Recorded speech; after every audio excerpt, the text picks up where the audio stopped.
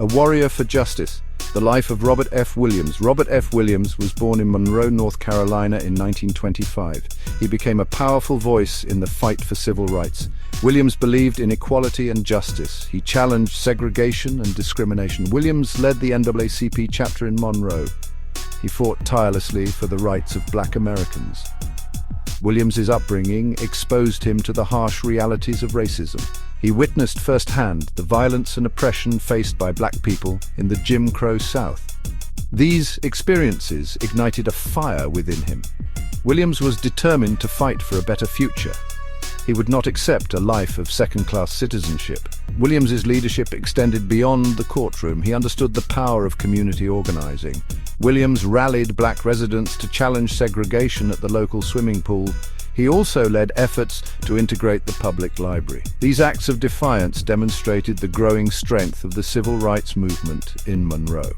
Williams's unwavering commitment to justice often put him at odds with white authorities. He faced constant threats and intimidation. However, Williams refused to be silenced. He believed in the power of resistance. He inspired countless others to stand up for their rights. Williams's legacy continues to inspire activists and organizers today. His life serves as a testament to the power of courage and determination in the face of oppression. Arming for equality, the NRA Rifle Club, and the right to self-defense. Robert F. Williams recognized the constant threat of racial violence faced by Black communities in the South. He believed in the right to self-defense. Williams knew that Black people needed to be prepared to protect themselves and their families. In 1957, Williams made the controversial decision to establish an NRA-chartered rifle club in Monroe. This bold move aimed to deter white supremacist violence. Williams argued that armed self-defense was a necessary response to the terrorism inflicted upon Black communities. The rifle club sparked outrage among white authorities. They saw it as a direct challenge to their power. Williams' actions were portrayed as radical and dangerous. However, he remained steadfast in his belief that Black people had the right to defend themselves. The formation of the Rifle Club challenged the prevailing narrative of nonviolence within the civil rights movement. Williams argued that nonviolence was only effective when met with a nonviolent response. In the face of brutality and oppression, he believed that Black people had a right to protect themselves by any means necessary. This stance, though controversial, highlighted the complex realities of racial violence in America. It forced the nation to confront the limitations of nonviolence in the face of relentless aggression. The kissing case, a turning point for justice in Monroe. In 1958, a case involving two young Black boys thrust Robert F. Williams and the town of Monroe into the national spotlight. Two boys, ages 7 and 9, were unjustly arrested.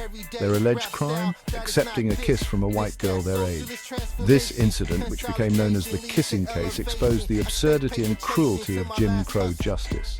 Williams, outraged by the injustice, sprang into action. He launched a national campaign. His goal was to secure the boys' release. Williams contacted newspapers, civil rights organizations, and even the governor of North Carolina. He brought national attention to the case. The pressure on Monroe's authorities mounted. The boys were eventually released. Their conviction was later overturned. The kissing case became a symbol of the arbitrary and unjust nature of segregation.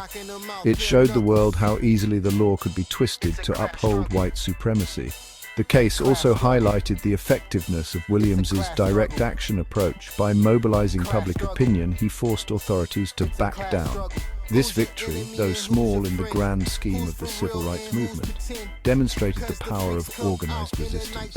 It showed that even in the face of overwhelming power, ordinary people could fight back and win. Exile and empowerment. Radio Free Dixie and the global struggle for Black liberation. Following trumped-up kidnapping charges in 1961, Robert F. Williams and his family were forced to flee the United States. They sought refuge in Cuba. It was there that Williams continued his activism on an international stage. He used the platform to broadcast his message of Black liberation to a global audience. In Cuba, Williams established Radio Free Dixie. This pirate radio station reached across borders. It transmitted messages of hope and resistance to Black listeners in the American South. These broadcasts provided a lifeline to those fighting for equality back home. They amplified the voices of those who had been silenced. Williams's time in exile allowed him to connect with revolutionary movements around the world. He traveled to China, Vietnam, and other countries. Williams saw the interconnectedness of struggles against oppression. He recognized that the fight for black liberation was part of a larger global movement for freedom and justice.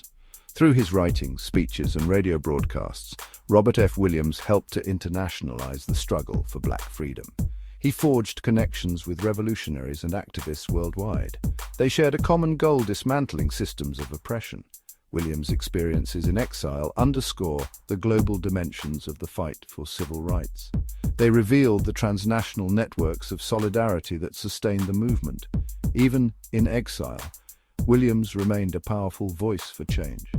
He inspired generations of activists to challenge injustice and inequality.